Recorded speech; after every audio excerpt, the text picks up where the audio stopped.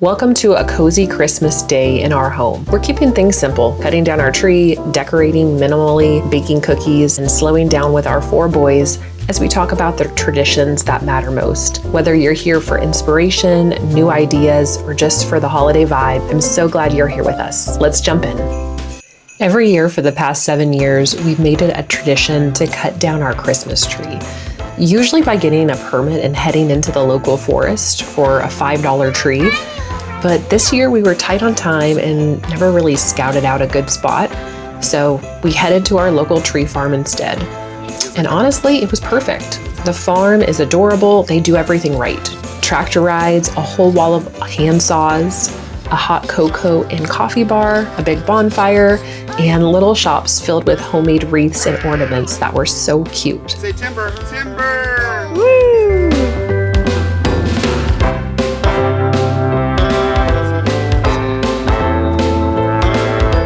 Good job, Cal!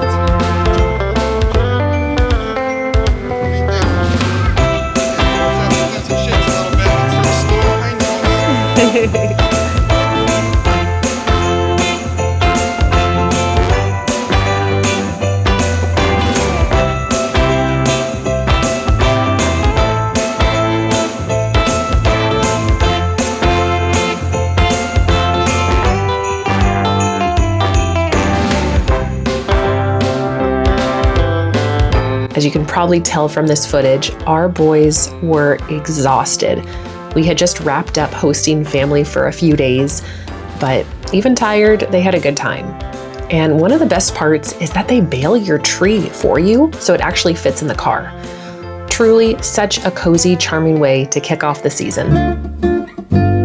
So every year, it's kind of our tradition is that we have a little basket that we get to open December 1st, and it's called our December basket. Huh. Yeah. So I'll just kind of run through and kind of show you what I usually add to that. So we have our special Christmas mugs, and then we have this year's Christmas PJs. Do you guys want to see them? Oh my goodness, how cute are these? They have little. Is there one for Walkman? Yeah, they have little skiers on there. That is too cute. Aw, this one's for Callahan.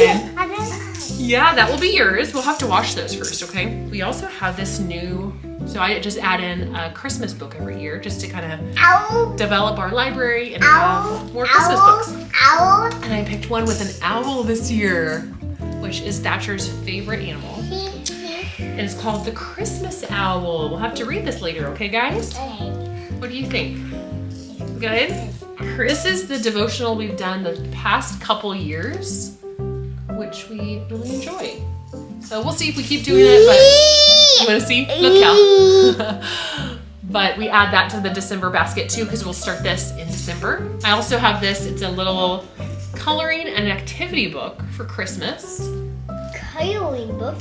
Yeah. So it looks like they have like a little crossword puzzle, a maze, something that you can kind of color, decode the message, there's a word search. So just a fun little book for the boys to kind of get their headspace ready and get prepared for Christmas that's coming. And then lastly, I don't know if we'll do these every single day, but we've done these one year, and it's like the tiniest little bit of chocolate in each one. So these are from Trader Joe's. They're little advent calendars that you can kind of like pop open. 24 days of milk chocolate advent calendar. So we'll see if we'll do these every day, just in terms of sickness this time of year. But a special little treat, something to look forward to, huh? Maybe after dinner or something. Well, that is what we have in our December baskets. Kind of a fun little thing that we look forward to every year. And now we can start wearing our Christmas PJs. The boys loved the book, and I knew my oldest especially would because owls are his absolute favorite animal. But to be honest though, it was just an okay Christmas book. Every year I get the boys at least one new Christmas book, so our collection has gotten pretty big. If you want recommendations for some really good Christmas books, keep watching. I'll be sharing my top favorites. Okay, so as you can see, our tree is a little lopsided. I honestly wish I had noticed this earlier because Fun fact, the very next day, after everything was decorated, I went to the gym while my husband stayed home with the boys, and the entire tree fell over. Thankfully, no one was hurt, but we did lose a few ornaments. So if you're setting up your tree this year, learn from us and double check that stand.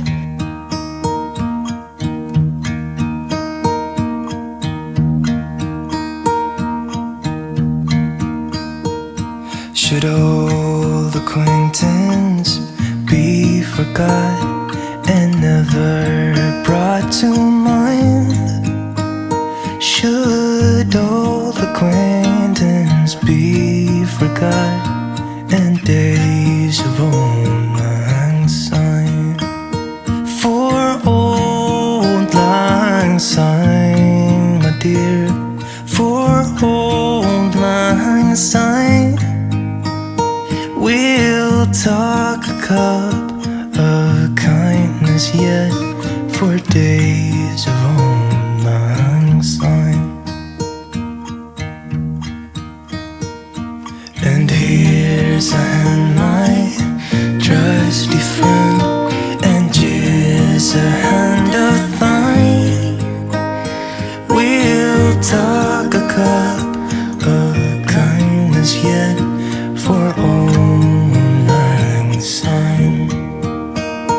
For old lang syne, my dear, for old lang syne, we'll talk a cup of kindness yet for old lang. Okay, I got this last year and it was my first time using it.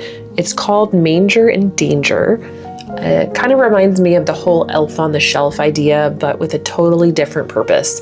Instead of finding an elf every morning, the kids look for this little manger. And leading up to Christmas, the manger stays empty until Christmas Day when I hide it again, this time with the little baby Jesus inside. The fun reward is that whoever finds it gets to keep it at the breakfast table while I read the devotional that comes with it. And let me just say, the devotional isn't fluffy. It's very biblically grounded, and it includes thoughtful questions that I'll cherry pick based on each child's age and maturity.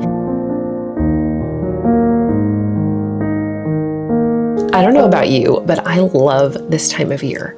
When you finally open up all your ornaments and every single one brings back a memory.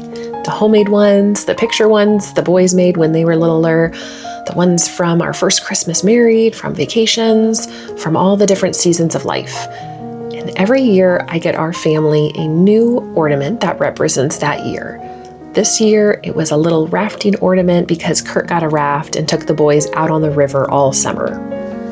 When I was newly postpartum with Lachlan, he'd take them fishing for hours so I can have a little space and quiet, and those memories mean so much.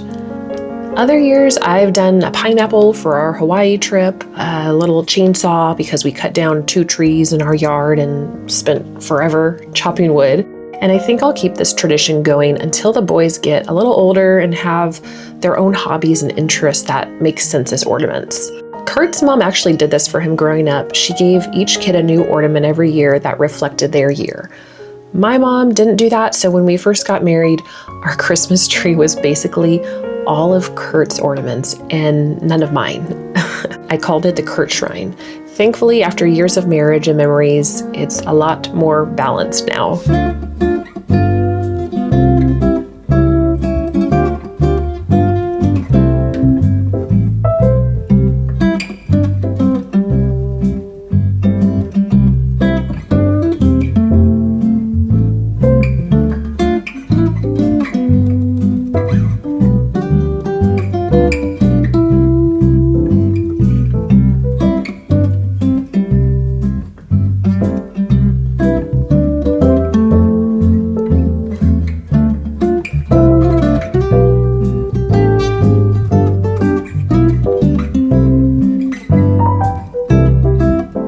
Okay, here's me finding our ornament of the year. I actually forgot to put it in our December basket, but look how adorable it is. I found it on Etsy, and honestly, it was pretty inexpensive, especially for something custom. And I love how it turned out. So cute.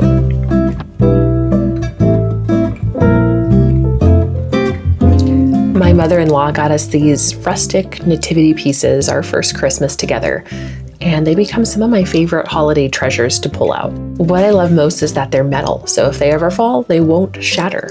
And speaking of breakage, with our 4 boys in the house, I'm starting to think it might be time to transition to unbreakable ornaments. I love the look of those like felt ornaments that are super popular now, but I'm not sure, is that just a trend or is that something that will last? What about you guys? What do you use on your trees? Glass ornaments, clay, felt, or a mix of everything? For us, I love the look of glass ornaments, but over the years, I've lost so many, it's not funny. And at this point, I really want ornaments with a little more longevity. So leave me a comment below. I'm curious what you prefer and if you have a favorite place to buy yours.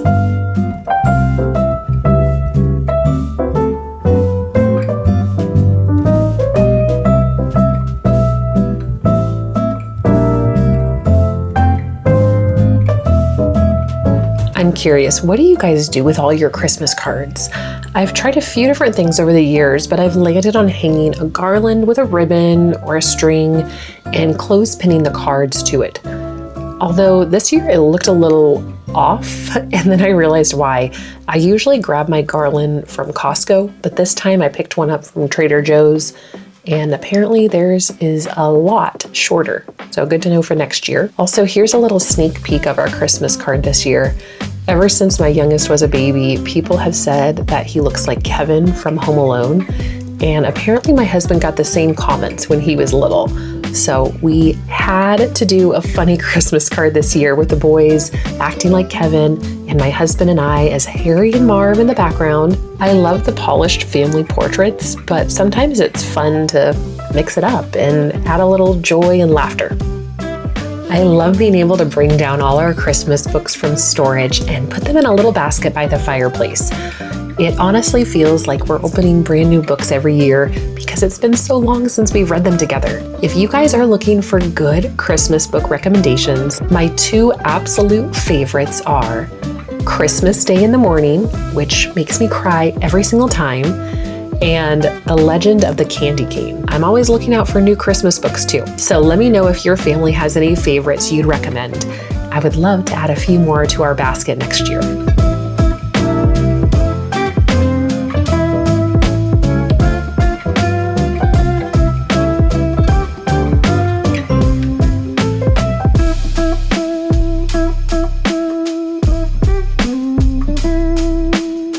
We also set up this little Advent candle display that goes along with a devotional we love called Prepare Him Room. We usually do this at dinner time, and it's such a sweet way to bring intentional focus to the season with the boys from morning, and then we end our day with that as well. For dinner tonight, I made white chicken chili, some focaccia bread, and freshly milled spelt chocolate chip cookies that were so good. I made them with honey and coconut sugar to kind of swap out the white sugar, and they were so good. And that about wraps up our video. I hope you've enjoyed spending the day with us. If you like videos like this, full of homemaking inspiration, faith-filled motherhood, and healthy living, be sure to subscribe, and I'll see you next week.